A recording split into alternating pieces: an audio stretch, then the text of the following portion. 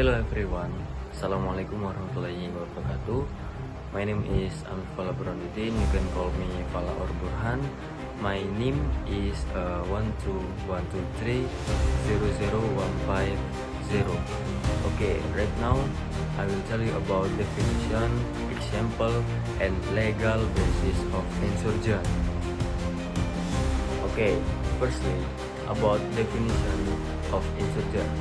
Insurgent or rebel can generally be interpreted as group or individualists who carry out armed resistance against a legitimate government with the aim of overthrowing the power of changing the system of government. They are usually not officially recognized as combatant by the state, but have a regular organization, structure, and military command. In international law, insurgency differs from ordinary internal conflict because it has a significant intensity of violence and involvement of non-state parties. In an academic context, insurgents are not only understood as perpetration of violence, but also as a response to structural injustice or political marginalization. In other words, rebellion can arise from deep dissatisfaction with a system of government that is considered repressive or unrepresentative. However, this act of armed rebellion often ends in prolonged armed conflict and caused many civilian casualties. Secondly, about example of insurgent. One example of an insurgent that is quite well known at the global level is the Taliban in Afghanistan. The Taliban is a rebel group that initially opposed the central government and foreign troops, but later managed to regain control of the government, although they use violence and military methods. The Taliban have a clear leadership structure and political goals, making them an insurgent actor in the law of non-international armed conflict.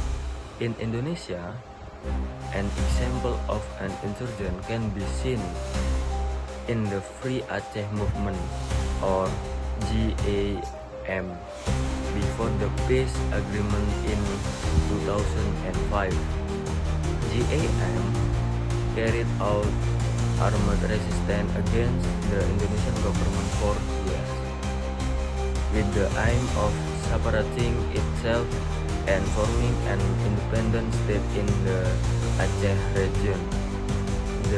This conflict lasted a long time and caused many casualties and damage to infrastructure, until finally a peace agreement was reached in Helsinki. Okay, finally, in Turkey, legal basis of insurgency in international law, insurgency is regulated in Article of the 1949 Geneva Convention, which regulates the treatment of victims of non-international armed conflict.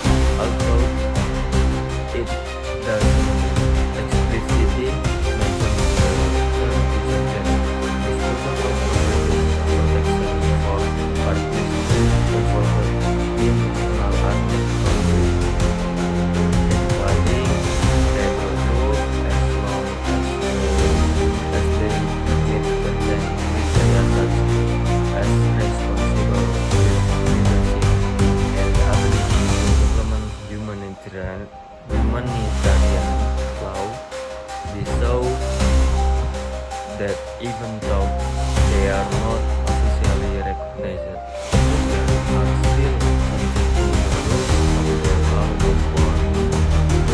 In the national context, action can be categorized as clear treason or rebellion against the state, which is regulated in the criminal code or KUHP, Article 106 until 110.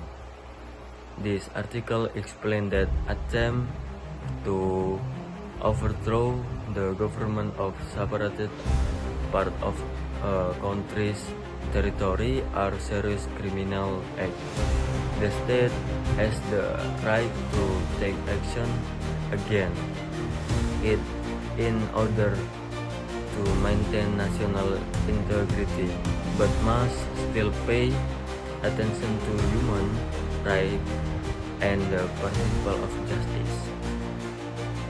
Okay, thank you very much for the listening my presentation, and from me, wassalamualaikum warahmatullahi wabarakatuh. See ya. Assalamualaikum warahmatullahi wabarakatuh. My name is Paus Aditya Wijaya, and with name 13123000236. And here I will explain belligerence. Belligerence refers to parties engaged in an armed conflict, including rebels who have an organization structure and control over a certain territory and are recognized under international law as legitimate subjects and combatants.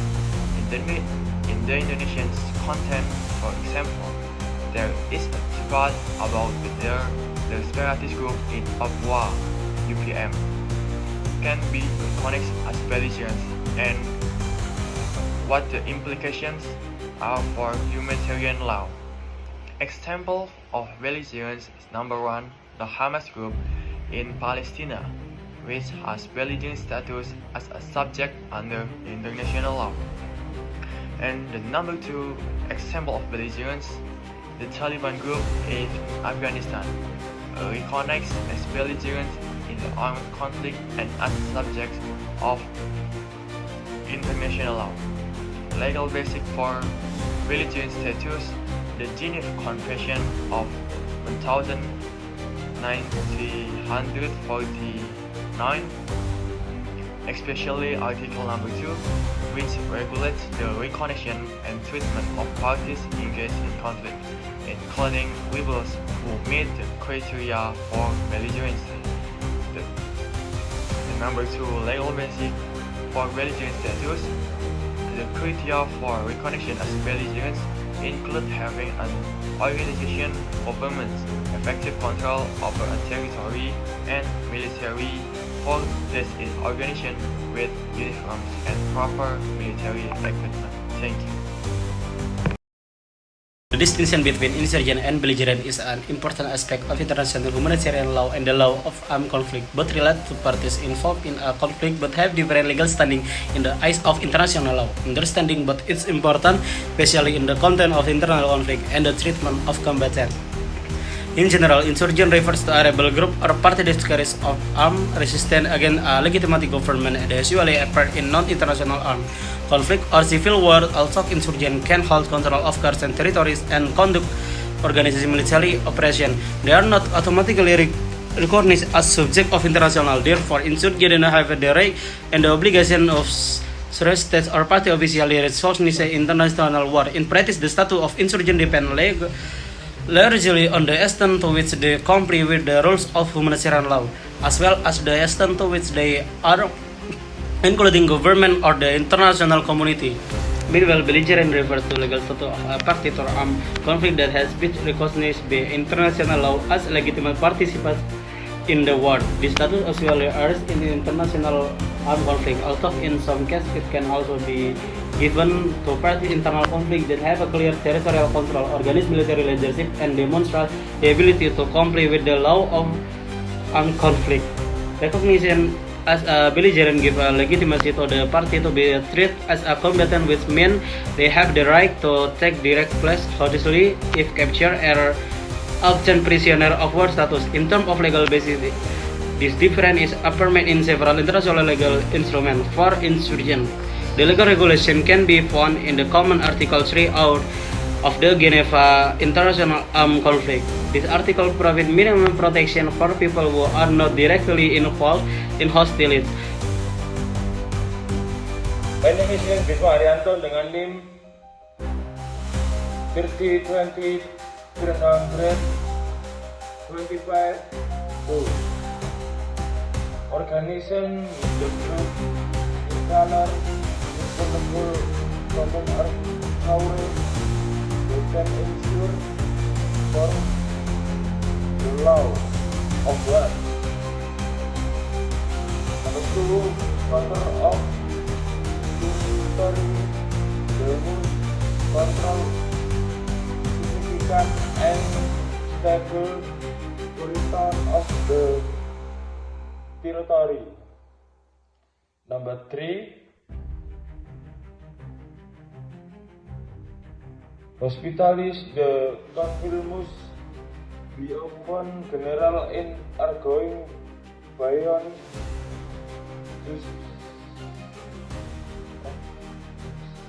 Number 4, to law of equality the group must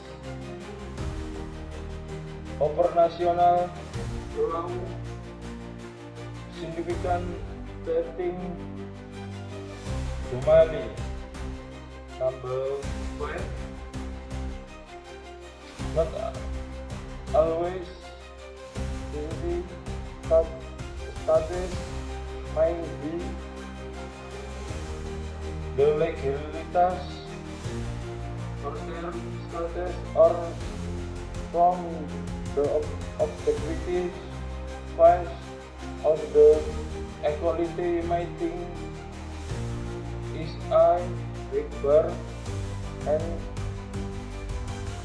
group hand under law make operational of status.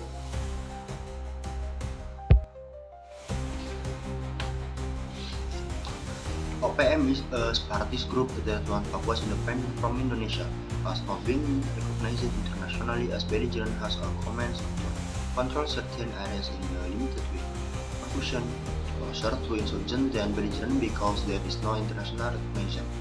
Based on the facts, we can conclude that OPM does show characteristics of an insurgent group, especially due to its political aims and armed operations.